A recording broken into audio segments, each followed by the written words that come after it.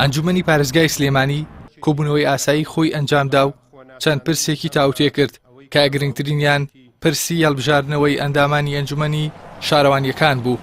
ئەندامانی ئەنجومەنەکە تێبینیان لەسەر دیاریکردنی ئەندامانی ئەنجومەنی شارەوانیەکان هەیە و پێیان وایە دەبێت پشکی هەموو لایەنە سیاسیەکانی تێدا بێت.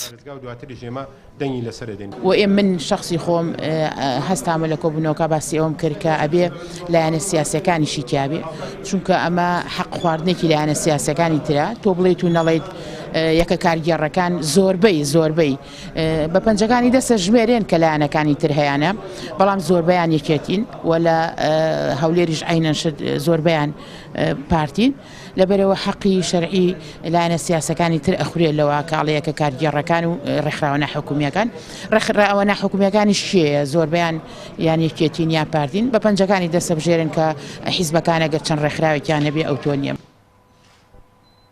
بەپێی مادەی 35 لە پەیڕەوی ناوخۆی ئەنجومەنی پارێزگاکان و با بڕیاری وەزارەتی شارەوانی ئەرکی ئەنجومەنی پارێزگاکانە ئەندامانی ئەنجومەنی شارەوانیەکان هەڵبژێرن بەڵام بەهۆی قۆڕخکردنی ئەنجومەنی شارەوانیەکانەوە لەلایەن یەکێتی و پارتیەوە ماوەی 14 ساڵە هیچ هەڵبژاردنێک ئەنجام نەدراوە.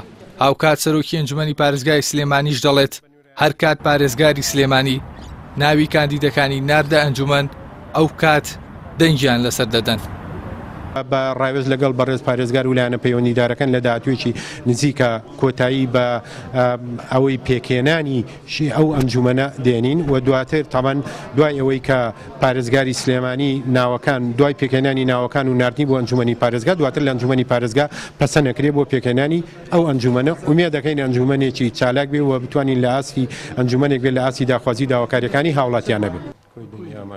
بەپێی یاساکە دەبێت پێگاتەی ئەنجومەنی شارەوانیەکان لە 60 نوێنەری ڕێکخراوە ناحکومی و سندیکاکان پێگات بێت بە مەرجێک پسپۆڕی تایبەتیان هەبێت هەروەها لە 40 دیکەشی لە فەرمانبەرانی فەرمانگەکان پێکاتبن. بەپێی زانیاریەکان لە ساڵی 2004ەوە هەڵبژاردن بۆ دیاریکردنی ئەندامانی ئەنجومەنی شارەوانیەکان لە هەرێمی کوردستاندا نەکراوە. ئەندامانی ئەنجومەنی پارێزگای سلێمانیش پێیان وایە دەبێت بۆ دوورخستنەوەی دەستی حیزب لە کایە کارگەڕیەکاندا ئەنجومەنی پارێزگای سلێمانی بە زووترین کات کار بکات بۆ هەڵبژاردنەوەی ئەنجومەنی شارەوانیەکان. ئیحسان سابر کەناڵی ئاسمانی پەیام سلێمانی.